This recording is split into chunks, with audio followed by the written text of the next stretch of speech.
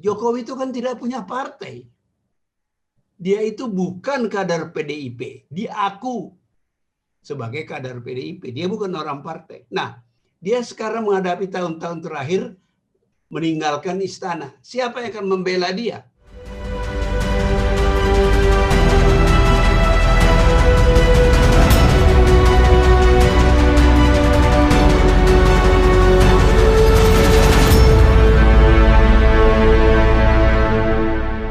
Assalamualaikum warahmatullahi wabarakatuh.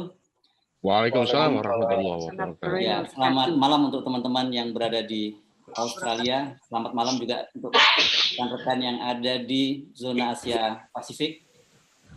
Dan ini selamat siang menjelang sore untuk teman-teman yang ada di Eropa. Sementara di Amerika, baik di pantai barat maupun pantai timur, ini masih lumayan pagi ya. Dan di Middle East juga siang, Mas. Di mana? Oh, Middle East ya. Di Doha, iya. di Mesir. Lupa saya juga. Teman-teman di Middle East juga masih siang, dan sementara untuk teman-teman dari Indonesia, baik yang ada di ujung timur, di Papua sampai di Aceh, sekarang sudah mulai malam hari. Dan seperti biasa kembali kita berjumpa dalam acara dialog bulanan yang dilakukan oleh Forum Tanah Air. Ini Forum Tanah Air adalah forum diaspora yang berada di berbagai belahan dunia. Dan saya sebenarnya merasa terhormat mendapat kesempatan untuk memandu acara ini, apalagi yang hadir pada kali ini tadi seperti disebutkan tokoh-tokoh yang saya kira tidak asing lagi di Indonesia, dan ini wajahnya yang di layar adalah Profesor Dr. Ridwan Ramli dan Profesor Salim Said. Ini belum kelihatan ya di layar ya, dan Profesor Suteki. Oke. Kita membuat sebuah topik dalam kali ini, dialognya berjudul sangat retoris dan juga filosofis. Ya, ini pertanyaannya 70 tahun Indonesia merdeka, apakah kita 70 tahun lepas dari penjajahan, apakah kita sudah merdeka gitu. Saya akan memulainya karena pertanyaannya bersifat retoris dan juga filosofis. Mungkin dimulai dari Profesor Suteki dulu nih, ahli filsafat Pancasila. Silakan Profesor Suteki. 75 tahun.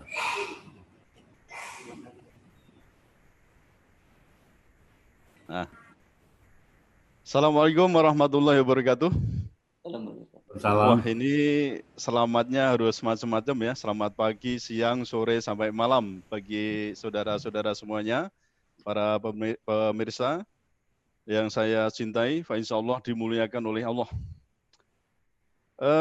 Bicara tentang tema ini memang ya hampir tiap tahun begini, Mas Her Subeno ya. Jadi pertanyaan-pertanyaan ini sebenarnya sangat klasik, tetapi juga jawabannya itu klasik, sekaligus nanti menantang di situ.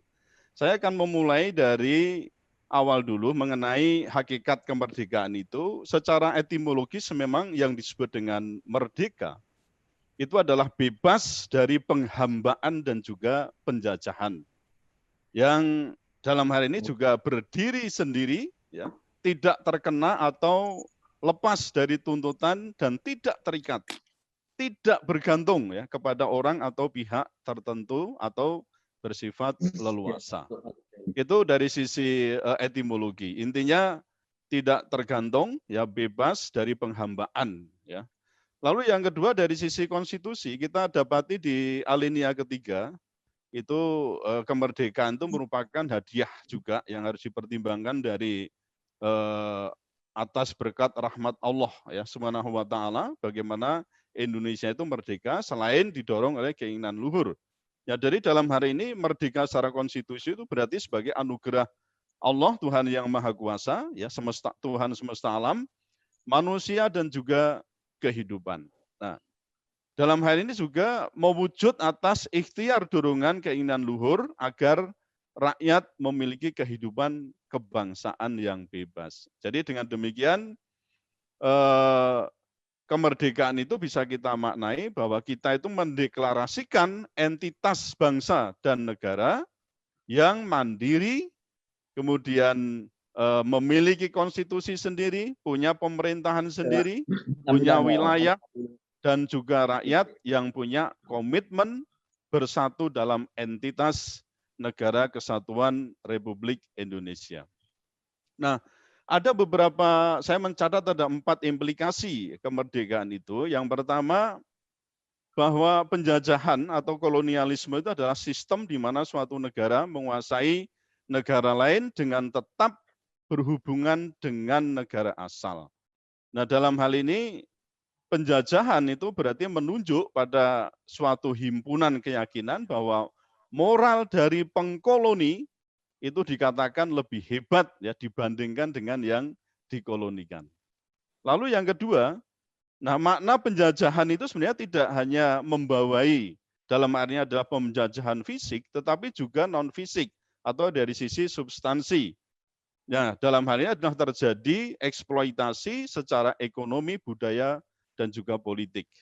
Secara fisik misalnya, memang dengan proklamasi 17 Agustus itu 1945 yaitu itu sebenarnya sebagai pertanda atau sebagai tonggak berakhirnya penjajahan secara fisik terhadap bangsa Indonesia setelah dijajah banyak negara kita ya, dari Eropa yang tadi mbak-mbak ya, ada yang di Inggris, ada yang di Portugis, Belanda, Jepang dan seterusnya. Itu sebenarnya itu adalah penjajahan fisik ya, kita lepas dari sana, terutama yang paling lama adalah Belanda. Nah, proklamasi ini sebenarnya menandai penubuhan entitas NKRI yang menyatakan diri merdeka dan juga berdaulat. Lalu secara substansi, kita patut bertanya, seperti tema pada malam hari ini, apakah proklamasi 17 Agustus 45 itu benar-benar menandai era berakhirnya kolonialisme atas negeri ini?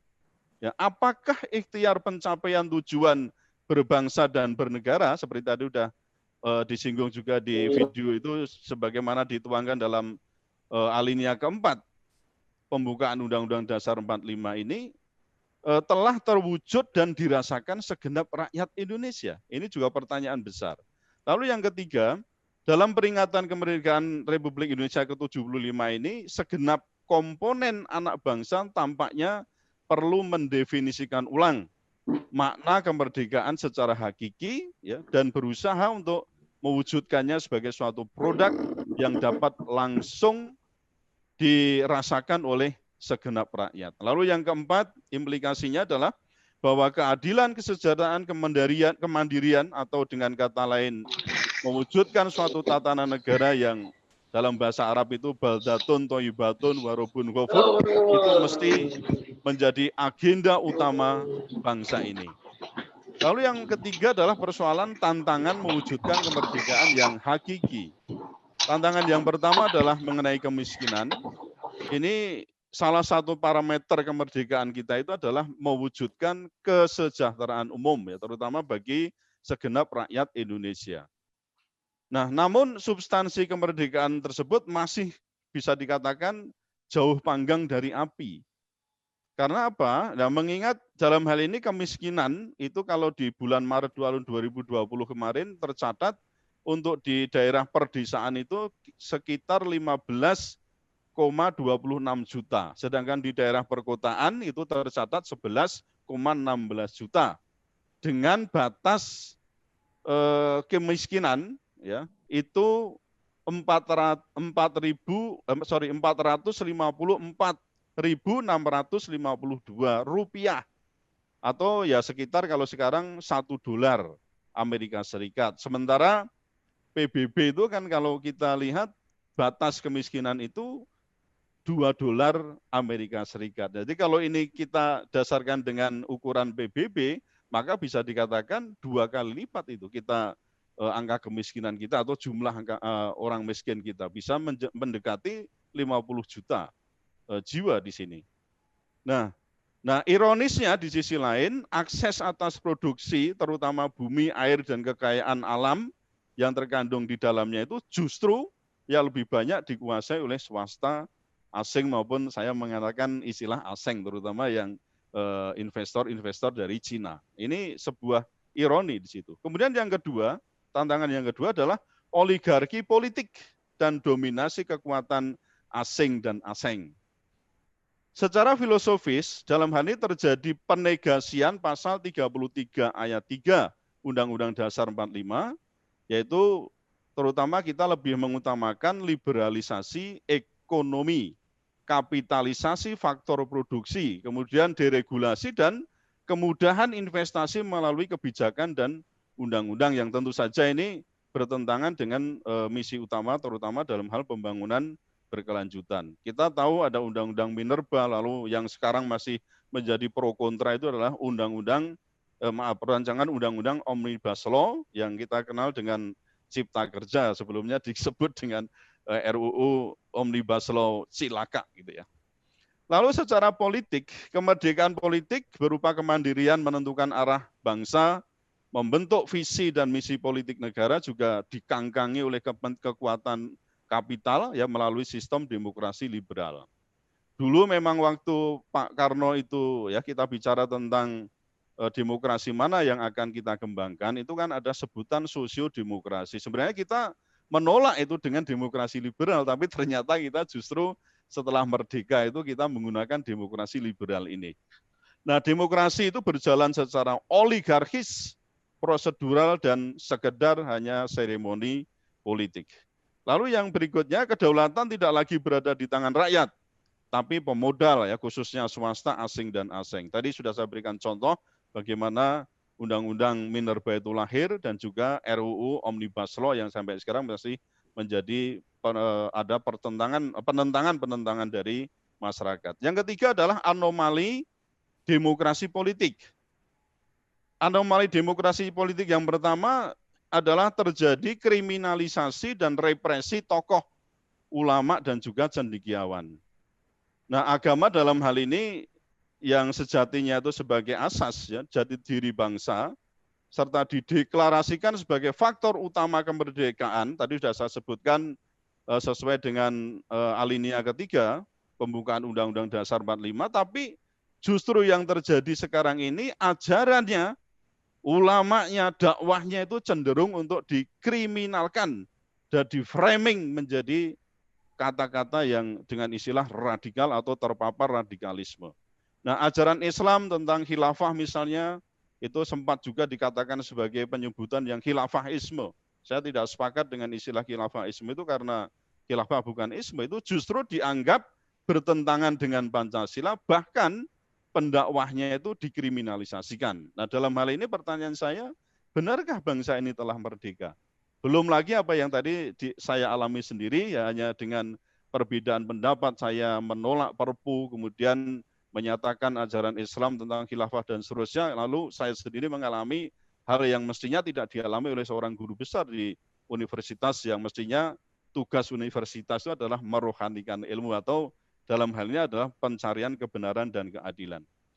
Nah, khusus dengan yang baru saja juga masih menghangat sampai sekarang, ini RUU HIP, itu juga ditambah dengan RUU BPIP itu, terutama RUU HIP membawa visi bahwa mengagamakan Pancasila dan meminggirkan peran agama. Bahkan Ketua BPIP itu sempat juga mengatakan bahwa agama itu adalah musuh terbesar dari Pancasila. Sampai sekarang belum ada klarifikasi dan permintaan maaf dari yang bersangkutan. Ya. Dan saya katakan di sini bahkan disinyalir RUU HIP itu menjadi sarana kebangkitan bahaya laten PKI yang melalui ideologi Marxisme, Leninisme, dan komunisme. Mungkin bagi teman-teman yang ada di luar, wah apa itu lagi komunisme semacam nggak penting, tapi kita ini punya pengalaman sejarah yang saya kira patut untuk tidak dilupakan bagaimana bengisnya terutama kekejaman PKI ya waktu itu dengan ideologi komunis yang itu kita saksikan bersama. Ya, kemudian berikutnya Profesor saya simpan dulu sampai di sini karena waktunya 10 menit ya sekitar. Nanti kita elaborasi lagi di kesempatan 2, kita simpan lagi karena ternyata banyak sekali stok Anda terhadap persoalan-persoalan di. Ya, saya tutup sebentar ya, saya butuh 1 menit mungkin. Ya, kemudian ada beberapa hal distorsi Pancasila dan saya menyatakan bahwa kondisi real Indonesia sampai sekarang adalah masih terjajah. Intinya di situ. Assalamualaikum warahmatullahi wabarakatuh. Assalamualaikum. Oke, nanti ini belum berakhir nih, Profesor, masih ada waktu. Kita sekarang beralih ke Dr. Rizal Ramli ini. Saya kira Siap. Mas ini wartawan yang bandel dari dulu, masih aja bandel, nggak kapok-kapok. Tapi saya senang. Seniornya siapa? Seniornya bisa. Mas Silakan Profesor ini sudah ya. Ya, Mas Suteki dikeluarkan dari Undip itu betul-betul tidak pantas, betul-betul kebangetan. Saya dengerin pikiran Pak Suteki tadi, nggak ada tuh yang luar biasa, maksudnya yang aneh, yang radikal, yang apa, pikiran orang nasionalis yang pengen Indonesia lebih baik. Kok intelektual kayak begini dipecat? Rektor Undip ini aparat negara yang ngasal gitu loh. Saya agak galak dikit nih, Pak. Iya banget, terima kasih Bang. Ya, kebangetan lah. Nah, kawan-kawan yang hadir di sini, saya senang sekali bisa ketemu malam ini.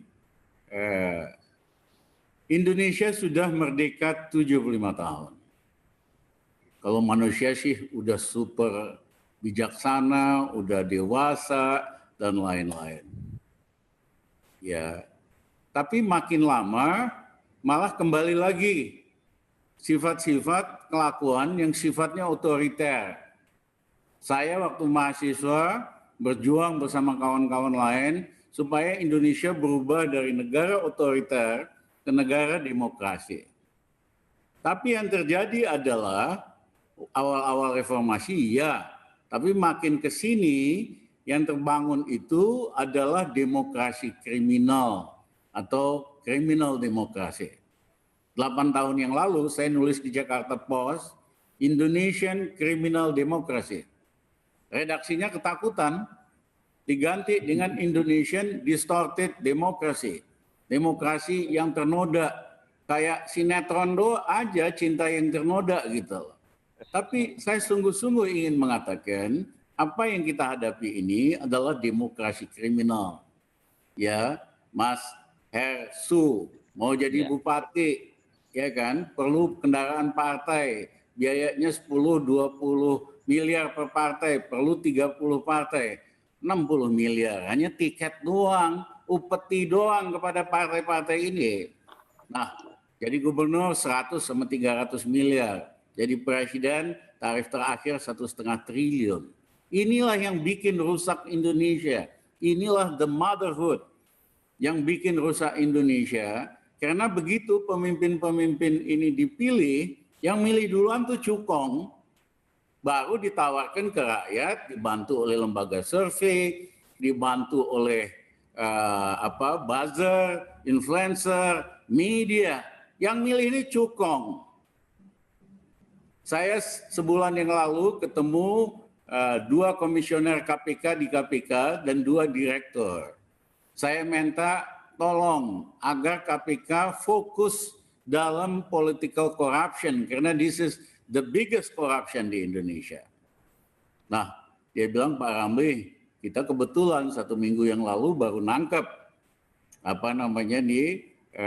Bupati Kutai Timur dan istrinya ketua DPRD yang kepengen lagi jadi bupati dan ketua DPRD.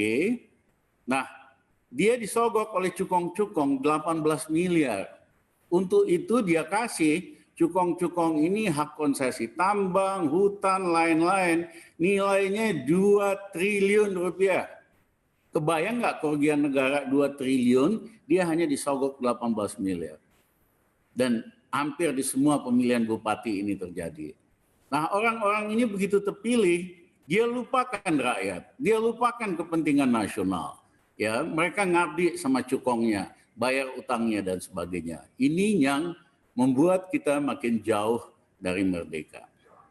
Nah, kalau soal angka-angka, saya sih sederhana saja. 20% orang Indonesia sudah merdeka secara sosial, ekonomi, punya rumah, pendidikan bagus, dan sebagainya, bisa liburan. 40% di bawahnya itu sedang. Ya, tapi waktu krisis ini mereka akan anjlok ke bawah. Nah, yang 40% yang di bawah ini belum pernah menikmati arti kemerdekaan secara sesungguh-sungguhnya. Ya, makan aja susah, sekolah berat dan lain-lain lah. berdasarkan Human Development Index, indeks manusia, kesejahteraan manusia, yang 40% ini benar-benar masih payah. Nah, kan ajaib luar biasa, 75 tahun merdeka belum mampu ngangkat yang 40% ini ke atas.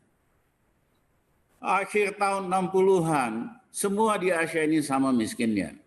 Korea $100 per kapita, Malaysia $100 per kapita, Cina setengah dari kita, lebih miskin $50 per kapita.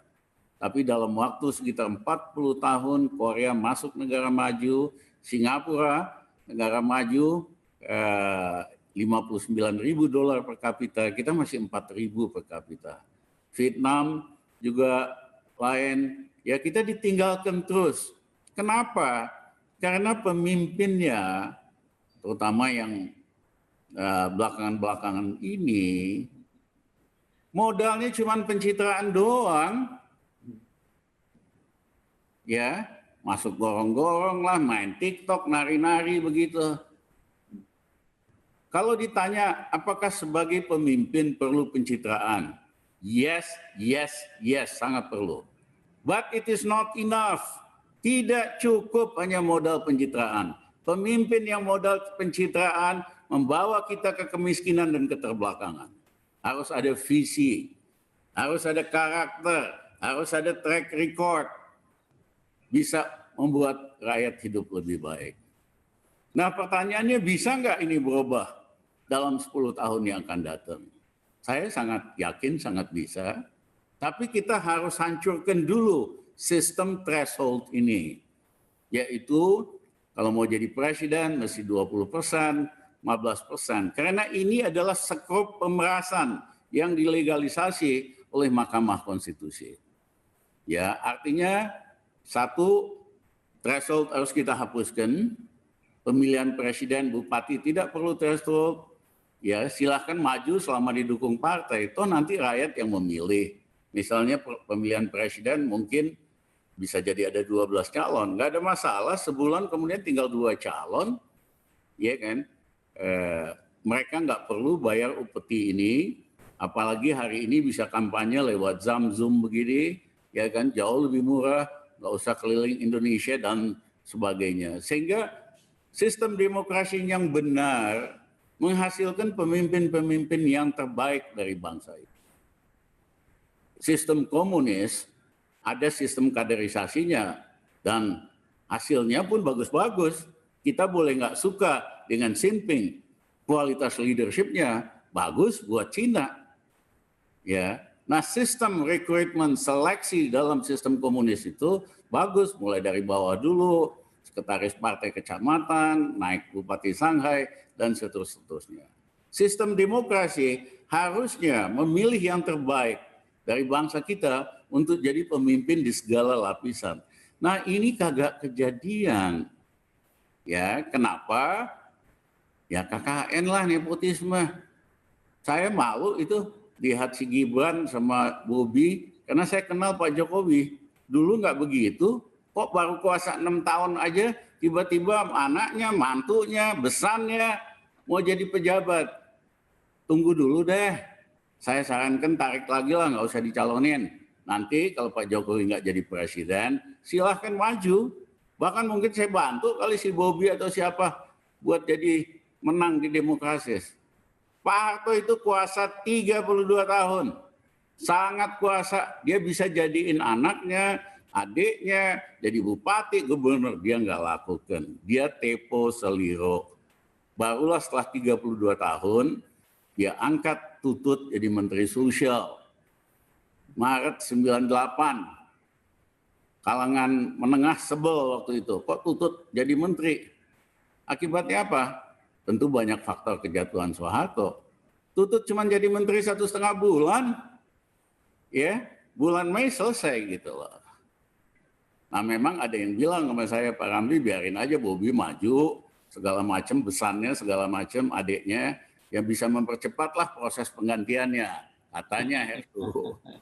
Ya, tetapi menurut saya nepotisme dan feudalisme ini yang menghancurkan kita. Kita negara super kaya. Di kantor saya ada lukisan besar, pemuda Indonesia baca buku. Di atasnya ada balon merah putih. Artinya dia bisa naik tinggi sekali karena dia terdidik dengan semangat merah putih, dia bisa tinggi terbang. Tapi dia nggak bisa terbang tinggi karena kakinya digandoli 2 beban besar. 1 beban itu feudalisme, 1 beban itu KKN, corruption dan nepotisme. Jadi itu yang menarik pemuda-pemuda Indonesia yang ke bawah.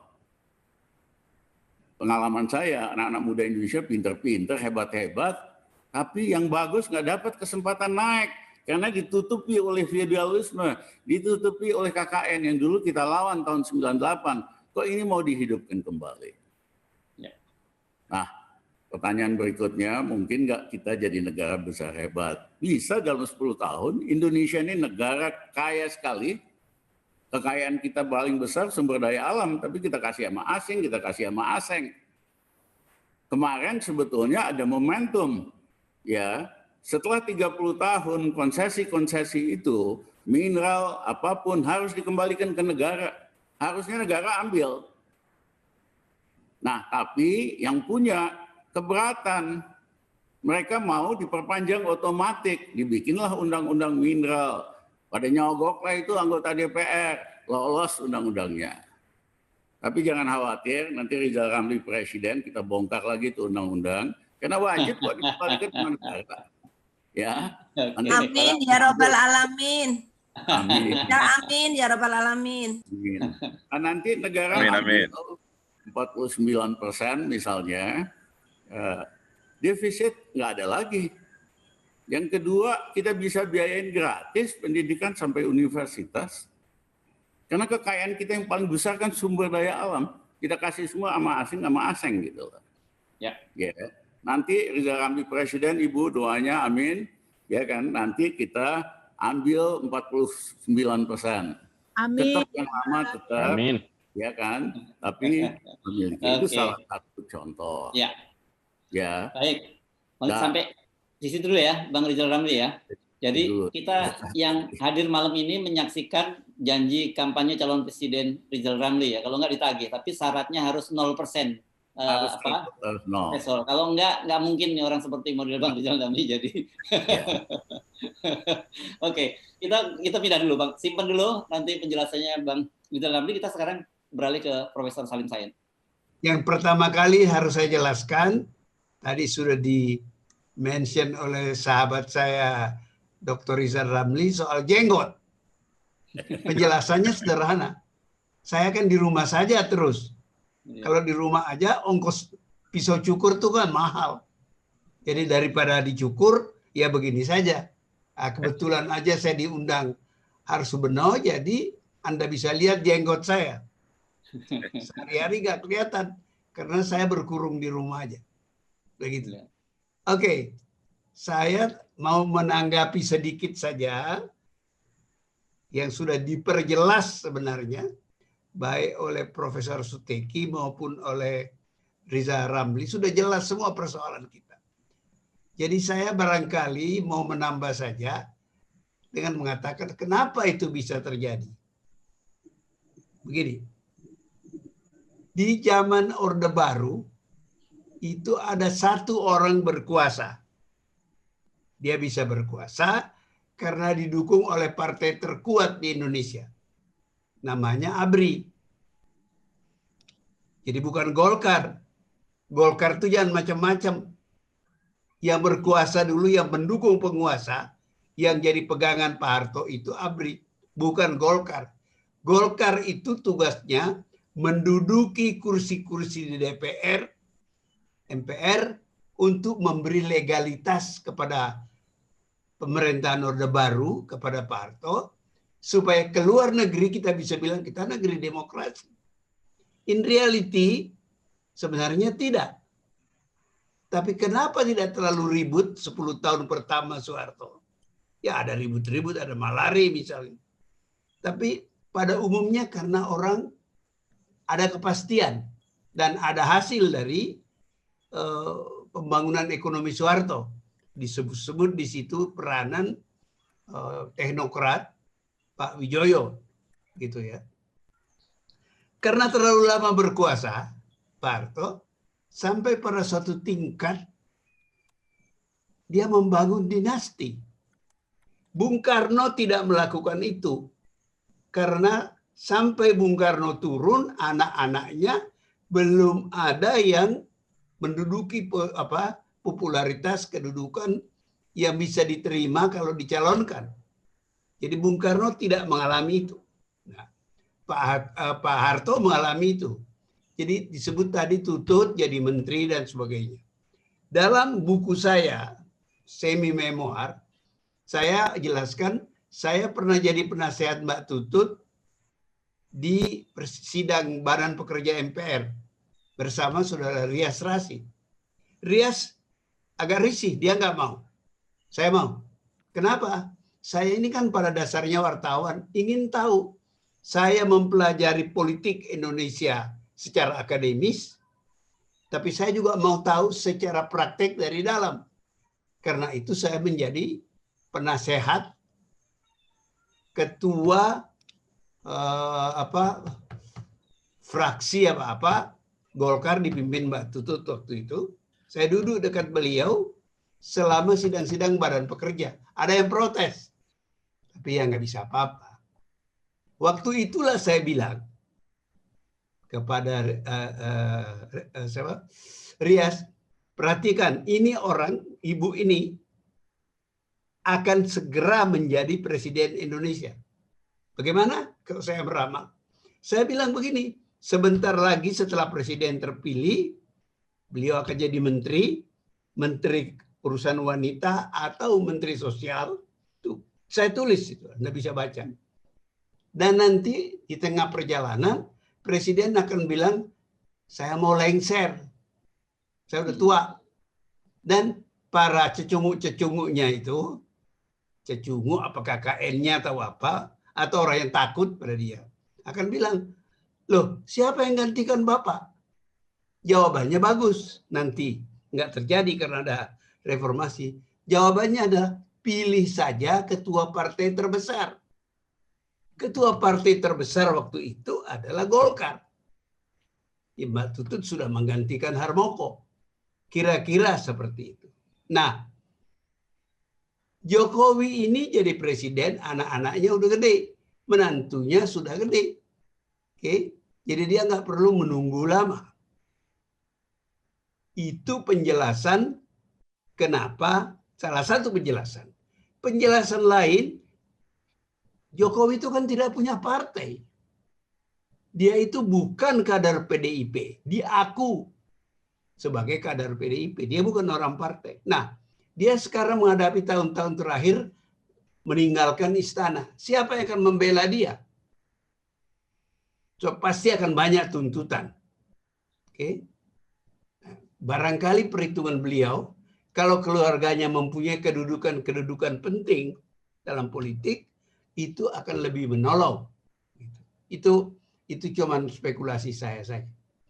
Tetapi bahwa beliau memberikan kesempatan kepada anaknya untuk dicalonkan, itu bisa terjadi karena di antara orang-orang yang berkuasa di Indonesia ini, sedikit sekali yang punya akal sehat. Kenapa?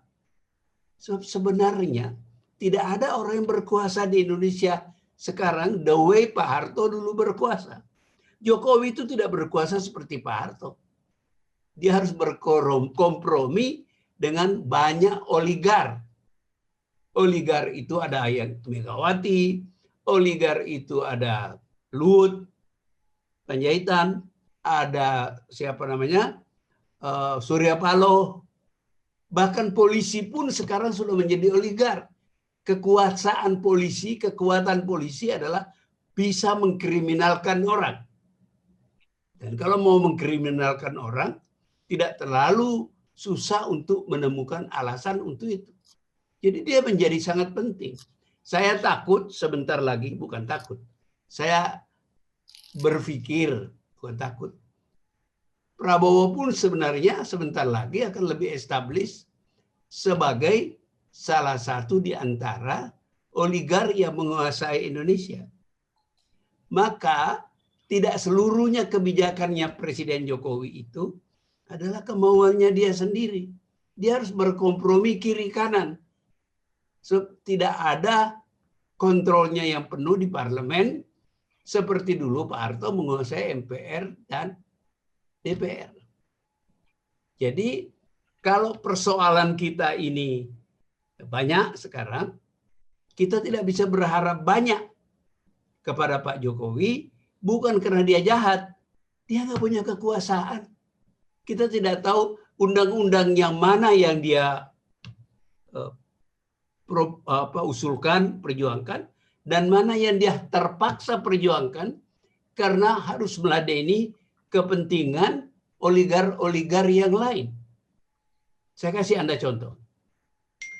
Dia akan dituduh, dicurigai, PKI apa begitu. Ya tentu dia akan bilang, waktu Gestapo saya masih berapa tahun, saya masih bayi. Oke. The point adalah di PDIP, partai yang menjadi resminya mencalonkan Pak Jokowi, ada seorang yang menulis buku, aku bangga sebagai anak PKI, dan mengaku bahwa anak PKI banyak di PDIP. Oke. Nah, orang menyimpulkan saja, menghubungkan itu dengan Jokowi. Bahwa Jokowi itu melindungi PKI. Nah, itu dihubungkan dengan undang-undang HIP itu. Oke. Jadi itu merugikan Jokowi sebenarnya. Saya tidak terlalu percaya Jokowi itu komunis. Dia berada dalam posisi sulit saja karena yang mendukung dia adalah PDIP. Sementara ideologinya PDIP itu adalah kelanjutan dari ideologinya Bung Karno. Nasakom, tidak, kata itu nggak dipakai. Begitu ya. Jadi Bung Karno itu kan sampai meninggal itu tidak mengutuk PKI, tidak meninggalkan Nasakom. Dan ideologi itu menurut saya nampaknya dipertahankan oleh PDIP. Itu sebabnya PDIP tidak terganggu dengan pernyataan siapa namanya itu penulis buku itu. Ciptaning. Iya, Ciptaning bahwa dia anak PKI.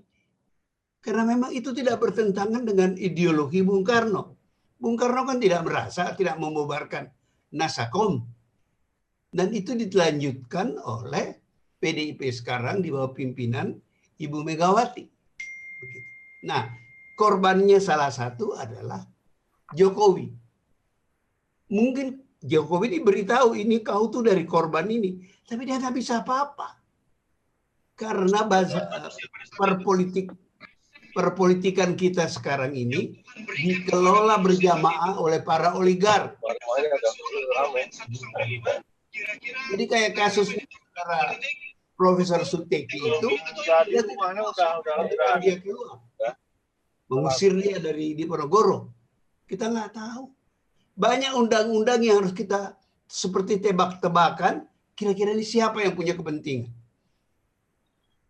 Sebab itu harus diladeni oleh Jokowi karena dia nggak punya kekuasaan. Sesungguhnya kekuasaan Jokowi, modal Jokowi itu adalah tanda tangan. Dia adalah presiden. Keputusan apapun kalau tidak ditandatangani presiden itu nggak bisa jalan. Nah itu kekuasaannya Jokowi. Nggak ada yang lain. Dia nggak punya pengikut, nggak punya partai. Gitu. Jadi dia bisa jadi presiden karena ketemu kepentingan sejumlah oligark. Mula-mula mungkin beberapa, tapi lama-kelamaan mereka berkerumun dan semuanya itu menagih sesuatu dari Jokowi. Tagihan itu adalah yang mereka inginkan itu kebijakan-kebijakan yang menguntungkan mereka.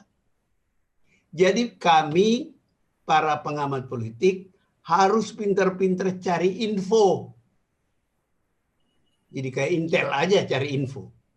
Untuk menebak siapa yang punya kepentingan ini. Sebab macam-macam kepentingan itu tercermin dari macam-macam undang-undang yang disampaikan untuk dibahas di DPR. Itu saya kira penjelasannya. Jadi, nah, yang kedua, yang saya mungkin lebih penting mau saya kemukakan, saya ini ilmuwan sosial. Sebagai ilmuwan sosial, saya selalu melihat sesuatu dalam proses. Kalau kita bicara tentang Belanda menjajah Indonesia 350 tahun, sebenarnya tidak benar. Sebab Hindia Belanda itu sudah baru lahir setelah hancurnya VOC tahun 1800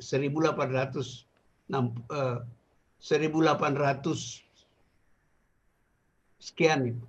Lalu pemerintah Belanda mengambil alih VOC dan kemudian didirikanlah negara Nederland ini.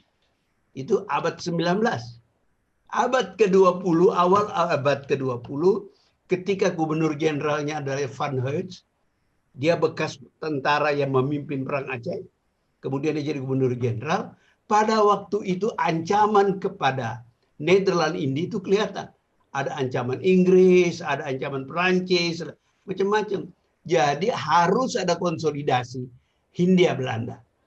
Hindia Belanda inilah kemudian melalui proses menjadi Republik Indonesia. Jadi sebenarnya kita tidak dijajah sejauh itu, selama itu. Prosesnya berjalan. Nah, merdeka juga begitu. Bukan ucut-ucut proklamasi dibacakan, kita langsung merdeka. Formalnya merdeka. Tapi prosesnya panjang. Dan sampai sekarang, kita belum merdeka sebagaimana yang kita bayangkan.